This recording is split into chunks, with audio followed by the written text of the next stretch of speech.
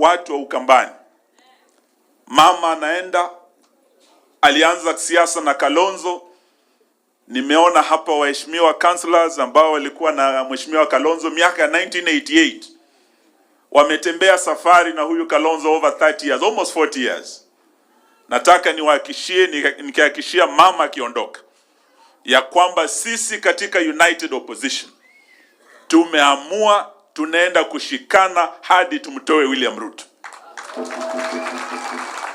Jana tumekuwa na mkutano wa all of the principals na tumesema we will stay united to the end until Kasongo asonge arudi Sugoi. La pili, tumekubaliana ya kwamba tunaenda kuungana na tutoe mmoja wetu a joint presidential candidate mwaka ujao. Kasongo akuwe 1 ama nyinyi mnataka aende 2 term? Muko mnaumia kama Wakenya wengine? Christmas hii familia nyingi hawakuwa na Christmas. Iko njaa Kenya. Kweli si kweli? Ama huku Ukambani mko sawa? Leo tunapoongea over 800,000 watoto wa Kenya hawajui wataenda shuleni vipi. Sasa huyu Kasongo anasema ati sisi upinzani hatuna plan, ati hatuna akili. Lakini imeonekana wazi the mess in the education sector, the crisis in the education sector hivi sasa. Inaonekana ya kwamba whatever plan William Ruto had is not working. Kama over 800,000 children wanaweza kuwa wako nyumbani hawajaingia kwa shule na anatuma machifu. Wewe chief akikuja kwako umelala njaa, hauna pesa, atakulazimisha achukue mtoto? Tumesema vile wenzangu amesema hapa, kama unatuma machief kwa maboma wachukue watoto, basi watume na school fees, ndio? Watume na uniforms, ndio? Sababu inawezekana sisi kuhakikisha there is free education kwa watoto wetu kwa masomo ya msingi na vile vile ya secondary. So hapo ndio tuko sasa, tunasema what you are talking about as not having a plan. Ati Kalonzo 40 years, mtu wa 40 years, umesikia akiongea hivyo? Ile lugha alikuwa anasema juu ya baba, selling Railaphobia, yule mzee wa vitendawili, yule mzee muganga. Sasa hiyo lack of respect ameanza kuleta kwa Kalonzo. Ameanza kusema huyo mtu wa 40 years, mtu wa 40. Leo nataka niambie bwana Kasongo, yes, huyu Kalonzo could have been in politics for 40 years, but it is 40 years of integrity.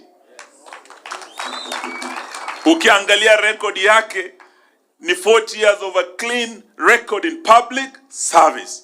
Hana ufisadi kwa mikono yake. It's 40 years of fighting for the rule of law. Hana damu ya binadamu kwa mikono yake.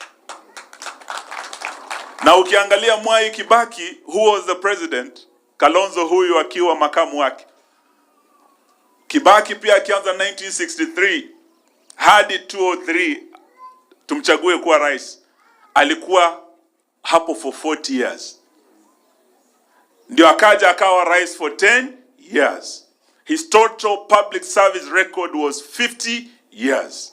So there's nothing wrong with someone being in police for 40 years, but there's everything wrong if you've been in public service and you have a record of theft, record ya kumwaga damu, record ya kupora mali ya umma, na record ya kashfa mbalimbali. So a clean record Kibaki alikuwa nayo 40 years. Ukiangalia record yake inafanana na ya nani?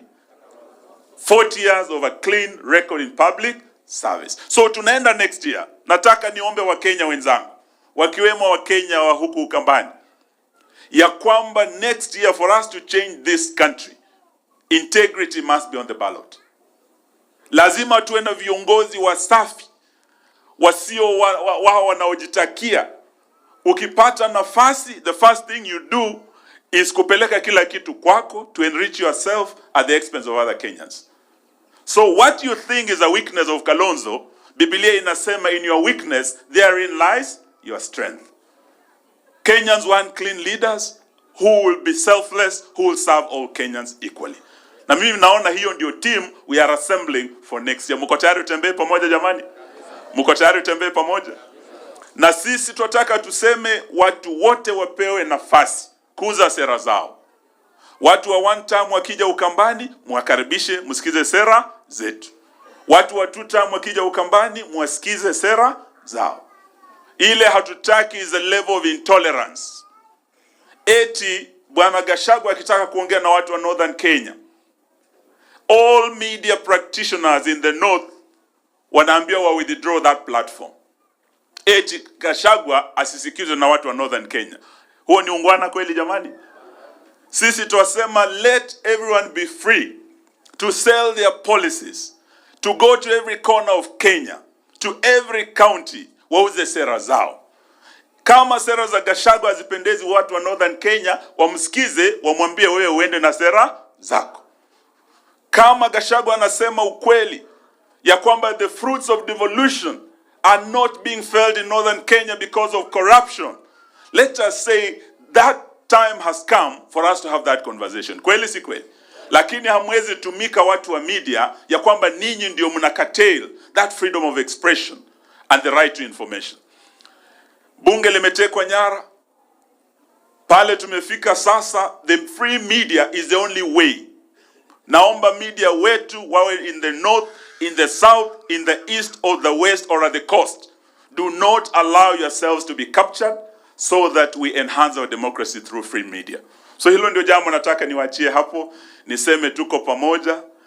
Niambie watu wangu ambao wametoka kule Western ya kwamba ile safari ambayo Muliro walitembea na Wamalwa, wakatembea na Kibaki na huyu Kalonzo na Ngilu, mnakumbuka tuo tu.